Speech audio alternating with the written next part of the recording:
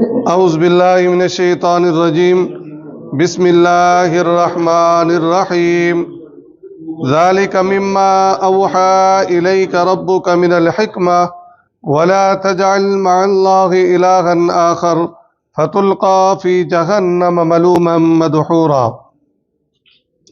15واں پارہ سورۃ بنی اسرائیل آیت نمبر 39۔ ذالک مما، یہ ان باتوں میں سے ہیں، اوہا جو وحی کی گئی ہے، الیکا تیری رب کی، تیری طرف، ربو کا تیرے رب نے، من الحکمتی حکمت میں سے۔ اللہ فرما رہے ہیں جو پیچھے ہم نے باتیں بتائی تھیں اخلاق کے متعلق، توحید کے متعلق، وہ ساری کیا تھی؟ وحی پر مبنی تھی، اور دین وحی کا نام ہے، قرآن و حدیث۔ من الحکمتی، یہ حکمت کا خزینہ ہے۔ کیا مطلب؟ اگر تم ناپ تول پورا کرو گے، اخلاقیات مکمل کرو گے، زنا کے قریب نہیں جاؤ گے، توحید آئے گی، اس سے کیا ہو جائے؟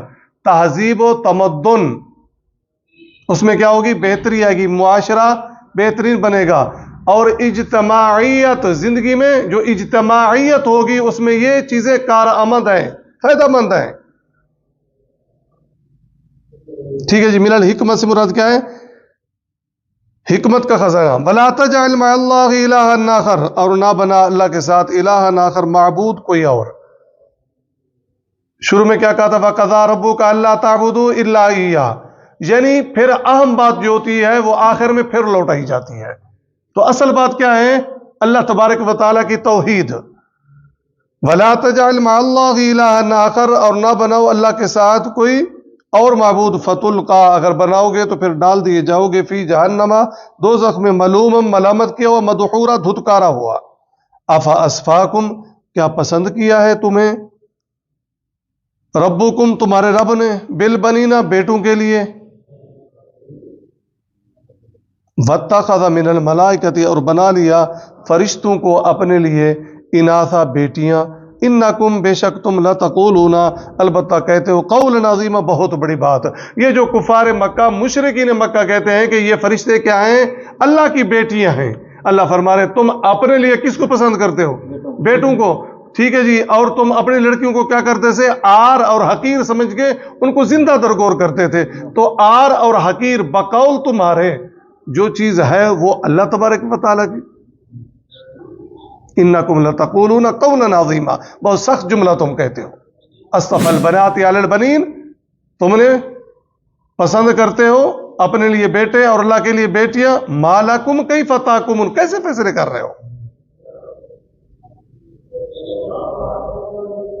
ٹھیک ہے نا۔ پھر اسی کی تشریح ہے کہ کوئی فرشتوں کو اللہ کا بیٹیاں وہ کہتا ہے، بیٹیاں کہتا ہے، کوئی عیسیٰ علیہ السلام کو اللہ کا بیٹا کہتا ہے، کوئی یہ سارے نظریات اس کی نفی ہو رہی ہے۔ پھر دیکھیں جی، ذالک مما اوحی الیک ربک من الحکمہ، یہ حکمت کی ان باتوں میں سے ہے جو تیرے رب نے تیری طرف وحی کی ہے۔ پیچھے جو ہم پڑھ کے ہیں یہ ساری باتیں۔